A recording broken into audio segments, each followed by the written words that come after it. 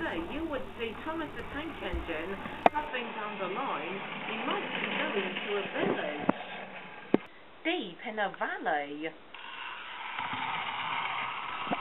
One December morning, Thomas whistled to all his friends. "It's nearly Christmas," said Thomas. "I'll bring you lots of letters and parcels." But a week later, the storms came.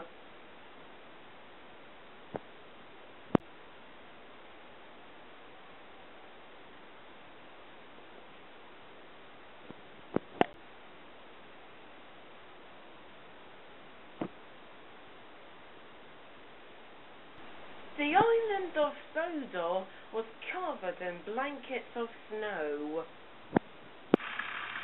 The engines were finding work difficult. The engines had to push the snowdrift out of the way.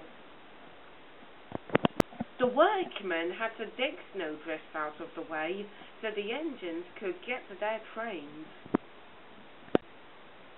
Thomas and Percy were at the mail depot collecting post.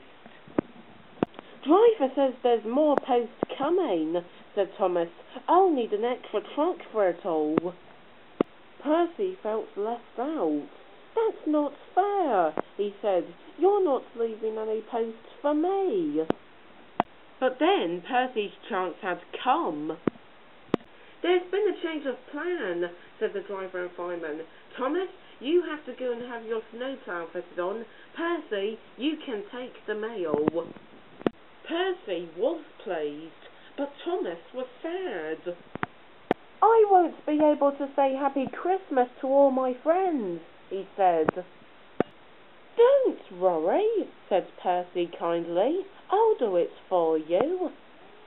"It's not the same," said Thomas. Percy made good time along the line when called his driver. Percy saw a man holding a red light. "The villages are cut off by snow," he said. "We need snowplows, workmen, and a helicopter. Leave your trucks in the siding and go back to fetch them." Percy was now making good time. He went over to Harold's airfield. "Wake up, lazy wings," said Percy cheekily. "The villagers need your help. They're stranded." "Whiz out," said Harold. "I like an emergency to keep my wheels going." And he buzzed away. "Now, what's next?" said Percy. Just then, Percy saw Thomas with Terence. "Come on, Percy," said Thomas. Thomas and Percy made their way through the snow. At last, they reached the village. Harold was already there, busily dropping hay for the animals.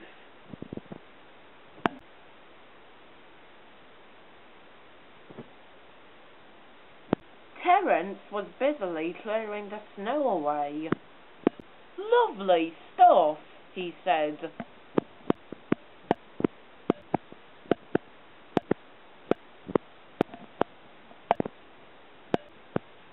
"Well done, Percy." "Well done, Thomas," called the villagers. "You're the best Santa Claus this village has ever had." "What's a Santa Claus?" asked Percy. "Santa Claus is someone who drops presents down chimneys," explained Thomas. Then Percy stared at his funnel. "I wonder if—" "No!" laughed Thomas. "Chimneys, Percy, not funnels, which reminds me, your post train is still in the siding." Percy went back to fetch it. Just then, Toby arrived. "We've brought hot drinks for the villagers," said Toby. That night, all the other engines had gone back to their sheds. All except Toby. The villagers wanted to do a surprise for the engines after all their hard work. One by one, they all put presents into Henrietta. Then they all climbed aboard, and Toby set off into the moonlit night.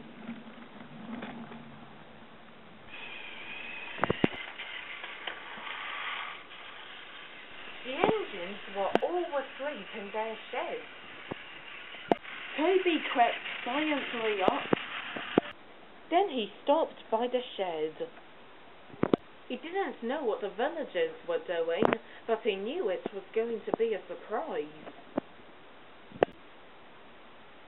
The next morning, the engines woke up to see that the shed had been repainted and decorated.